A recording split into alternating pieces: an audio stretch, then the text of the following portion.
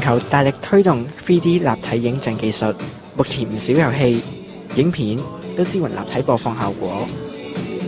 為咗針對家庭影音娛樂應用 ，ASRock 發布全新 Vision 3D HTPC 平台，其體積細小，但就內建強大功能。平台提供黑銀兩色外殼艙磨砂焗漆設計，機箱底部同埋背部設有散熱孔，並且採用全鋁外殼輔助散熱，體積為200乘70乘200mm， 比較市面上唔少 Mini ITX 平台仲要細小。雖然 Vision 3D 體積細小，但就內建 Intel Core i5 460M 處理器同埋 GeForce GT 425M 固態核心，效能比較普通嘅 Ion2 平台更加強，而且支援 NVIDIA 3D Vision 技術。同時 ASRock Vision 3D 仲係全球首部支援 Blu-ray 3D 嘅 HTPC。咁大家見到咧 Vision 3D 其實外觀都幾靚仔嚇，咁有外在美之餘，其實佢仲會有內在美嘅。咁我哋睇下有咩內在美嘅喎嚇。咁佢包括咧就支援 HDMI Bitstream 嘅音效輸出啦。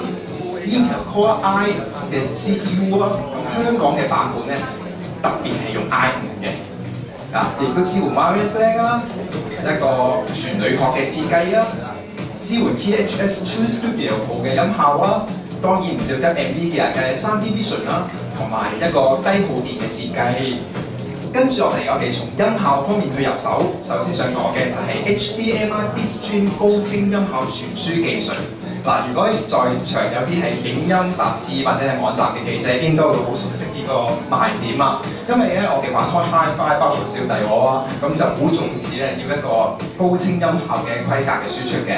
咁我哋嘅 Vision 3D 其實就支援 Bitstream 嘅 HDMI 嘅，咁只需要咧接駁一個 HDMI 嘅 cable 啦，就可以傳輸咧每一種最新嘅 3D 音效嘅技術。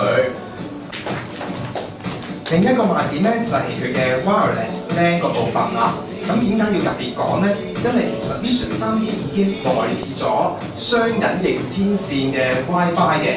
雙隱形天線咧令到個接收範圍更加廣闊，而且亦都唔會露一條天線出嚟，有外觀嘅。咁所以咧係個好好嘅一個設計嚟嘅。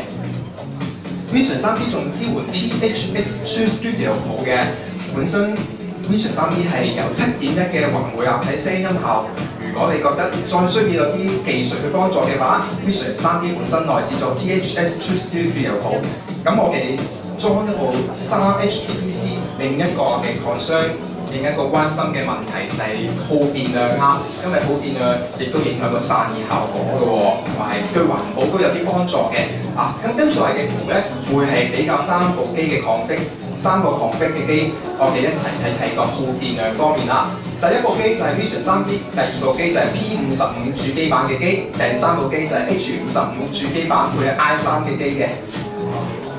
好，另一個獨特嘅賣點想特別講嘅，就係支援 USB 3.0。嗱，我哋之前咧市面上所買嘅器材好多時都係 USB 2.0嘅，但我相信喺2011年陸續大部分嘅器材都會轉成 USB 3.0嘅啦。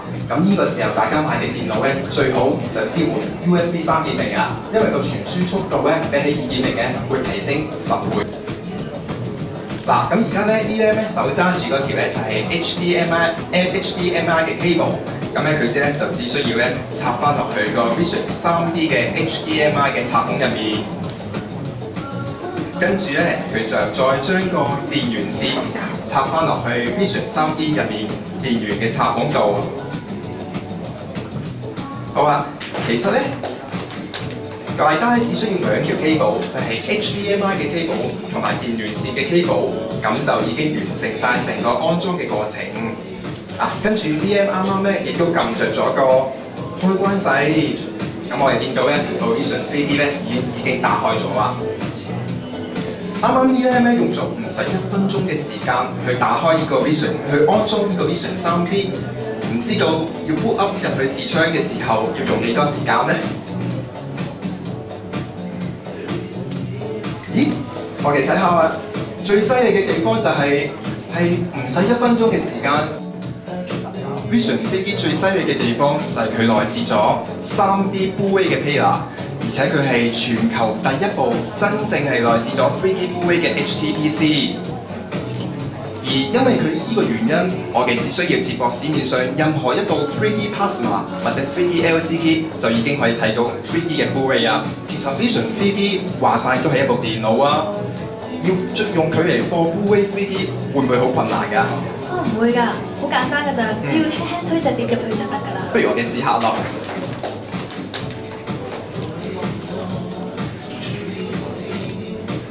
咦，哇！睇落去又真係好簡單，好 user friendly 喎。而且個光碟機嘅設計仲係 slot-in 嘅設計添。咁而且咧，佢仲特別咧係備有 Bitstream 嘅高清音效輸出嘅，係啦。咁所以咧，我哋一般嚟講咧，唔單止淨係話接駁電視機，仲可以接駁呢個高清嘅擴音機都可以嘅，而且可以對應到而家市面上一般最流行嘅3D 嘅音效格式。好啊，所以咧，我覺得咧，鄭重推薦 Vision 3D 比一般咧玩開 Hi-Fi 嘅。咁呢個遙控器咧，其實係 support Media Center 嘅功能。